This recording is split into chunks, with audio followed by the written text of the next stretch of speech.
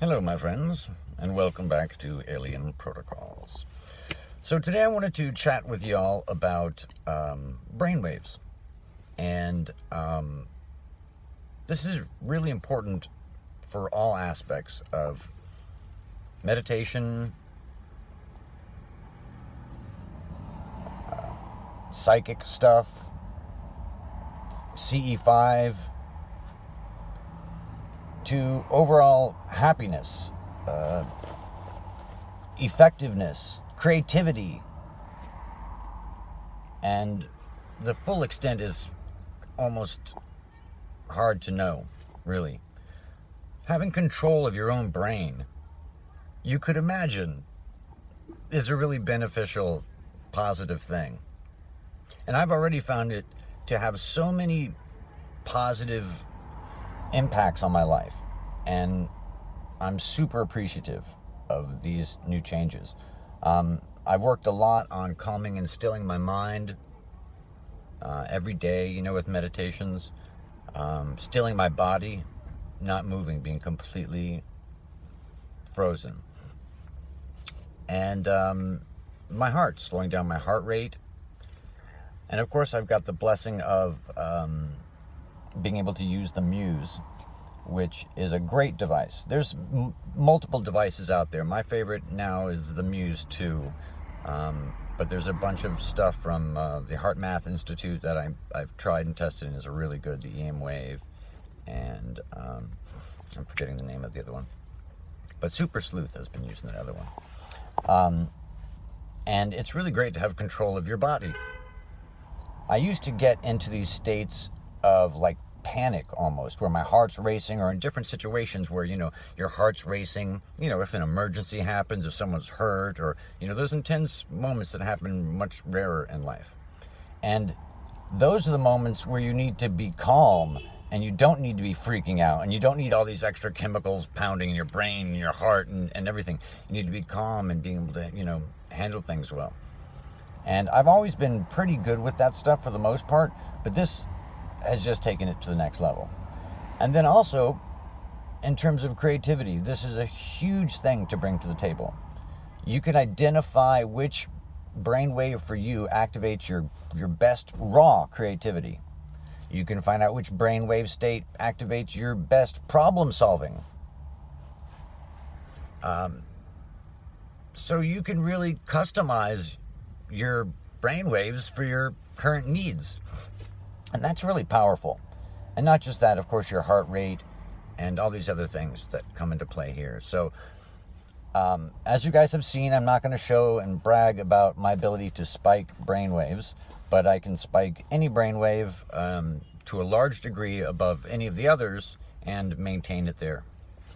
And now I'm getting into something fun, which is doubles. 2 different types. So I'll do, theta and delta, theta and gamma, theta and beta. So those are really starting to get really interesting.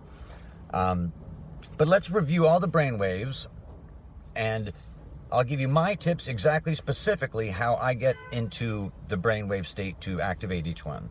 So complete transparency, you'll hear all of my little tiny itsy bitsy secrets. So there's something I've never really talked about before, and that's infralow. It's a brainwave that they just more recently have acknowledged. And this is kind of like the next gamma. Gamma was the same way.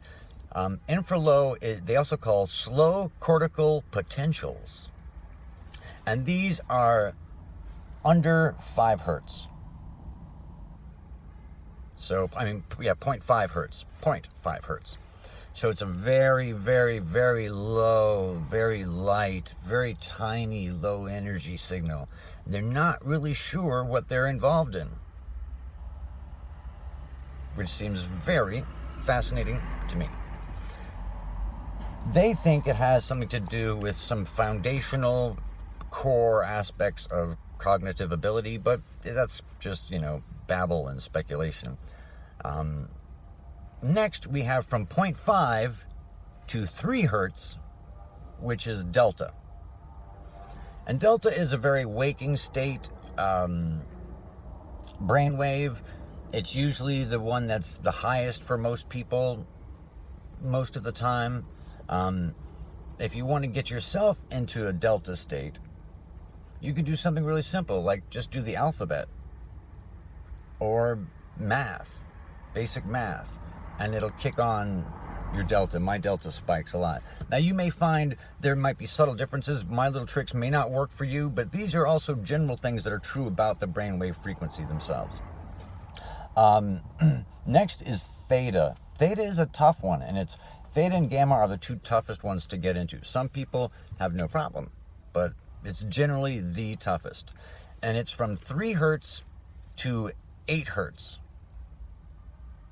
And theta is associated a lot with psi, with problem solving, with recall and recognition, sounds, flavors, things like that.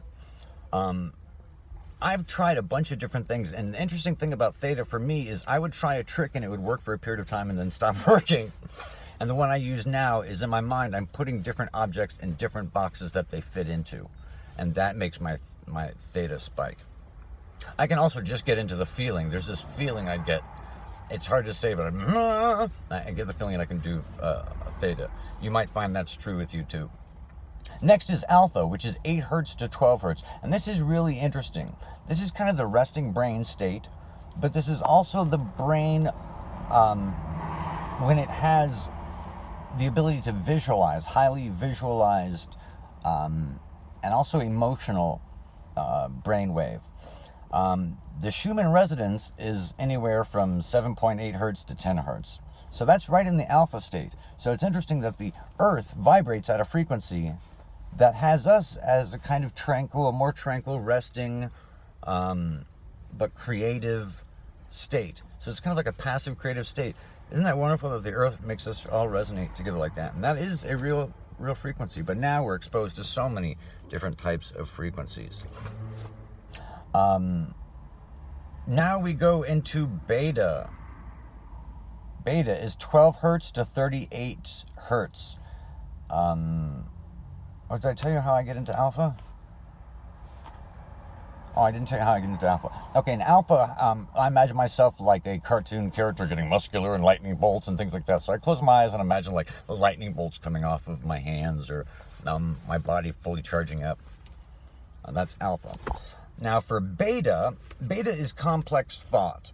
And that's 12 hertz again to 38 hertz. And I will think of a really complex Randy Rhoads solo.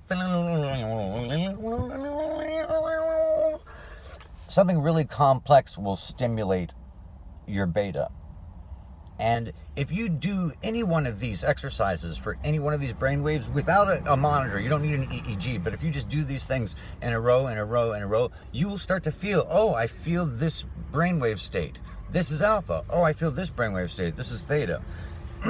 Okay, so that's a beta, and once again, I use a guitar solo to make my beta spike. And then there's gamma. Gamma was thought at first, ironically, just to be noise. And not a lot is known about gamma. And gamma is very mysterious because it is above the frequency of neuronal firing.